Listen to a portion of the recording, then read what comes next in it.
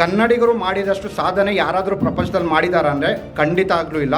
ಯಾಕೆಂದರೆ ಕನ್ನಡಿಗರು ಮಾಡಿರೋಂಥ ಒಂದು ವಿಶೇಷವಾದ ಸಾಧನೆಗಳು ತುಂಬ ದೊಡ್ಡದಿದೆ. ಅದನ್ನು ತೋರಿಸ್ತೀನಿ. ವಿಶ್ವದ ಬೇರೆ ಬೇರೆ ದೇಶದಲ್ಲಿ ಒಂದು ಸಂದರ್ಭದಲ್ಲಿ GDP ಯಾವ ರೀತಿ ಇತ್ತು ಅಂತ, ಅಂದರೆ ಪ್ರಪಂಚದಲ್ಲಿ ಒಂದು ದುಡ್ಡಿನ ಒಂದು ದುಡ್ಡು ಯಾರ ಬಳಿ ಎಷ್ಟು ಇತ್ತು ಅನ್ನೋದ್ರ ಬಗ್ಗೆ ಇದೊಂದು ಮಾಹಿತಿ ಇದೆ.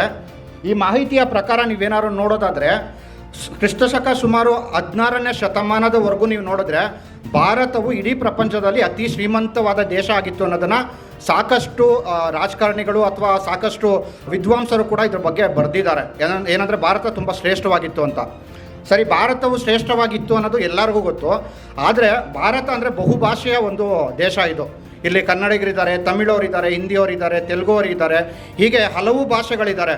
ಹಾಗಿದ್ದಾಗ ಈ ಒಂದು ಒಟ್ಟಾರೆ ಶ್ರೀಮಂತಿಕೆ, ಪ್ರಪಂಚದ ಶ್ರೀಮಂತಿಕೆಯಲ್ಲಿ ಭಾರತದೇ ಅತಿ ಹೆಚ್ಚು ಇದ್ದ ಸಂದರ್ಭದಲ್ಲಿ ಭಾರತದಲ್ಲಿ ಯಾವ ಭಾಷೆಯವ್ರ ಹತ್ರ ಹೆಚ್ಚು ದುಡ್ಡಿತ್ತು ಅನ್ನೋದು ಒಂದು ಪ್ರಶ್ನೆ ಆಗುತ್ತಲ್ಲ, ಇದಕ್ಕೆ ಇದು ಉತ್ತರ ಆಗುತ್ತೆ. ಇದು ನೀವು ನೋಡ್ಬೋದು, 4 ಮತ್ತು 5ನೇ ಶತಮಾನದ ಕಾಲದಲ್ಲಿ ಕರ್ನಾಟಕವನ್ನು ಒಂದು ಕದಂಬರು ಮತ್ತು ಗಂಗರು ಆಡಳಿತ ಮಾಡ್ತಿರ್ತಾರೆ. ಈ ಒಂದು ಸಂದರ್ಭದಲ್ಲಿ ಪ್ರಪಂಚದ ಒಟ್ಟಾರೆ GDPನಲ್ಲಿ ಭಾರತದಲ್ಲಿ ಸುಮಾರು 36% GDP ಭಾರತದಲ್ಲಿತ್ತು ಅಂತಾರೆ.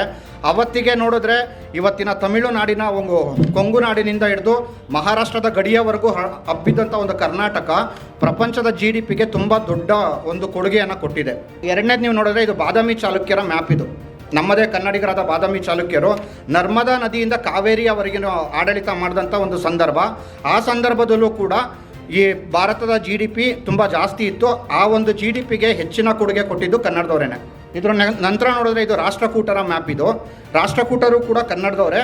ಹಾಗೂ ರಾಷ್ಟ್ರಕೂಟರು ಹಿಮಾಲಯದಿಂದ ಹಿಡಿದು ರಾಮೇಶ್ವರಂನ ಹೊರಗಿನ ಎಲ್ಲ ಭೂಭಾಗವನ್ನು ಗೆದ್ದಂಥ ಕನ್ನಡಿಗರು. ಆ ಸಂದರ್ಭದಲ್ಲೂ ಕೂಡ ಪ್ರಪಂಚದ GDPನಲ್ಲಿ ಅತಿ ಹೆಚ್ಚಿನ ಪಾಲು ಕನ್ನಡಿಗರ ಬಳಿ ಇತ್ತು. ಇನ್ನು ಇದರ ನಂತರ ನೋಡಿದ್ರೆ ಕಲ್ಯಾಣದ ಚಾಲುಕ್ಯರು, ಹೊಯ್ಸಳರು ಮತ್ತು ಸೆವುಣರ ಒಂದು ಭೂಭಾಗ ಮತ್ತು ವಿಜಯನಗರ ಸಾಮ್ರಾಜ್ಯ.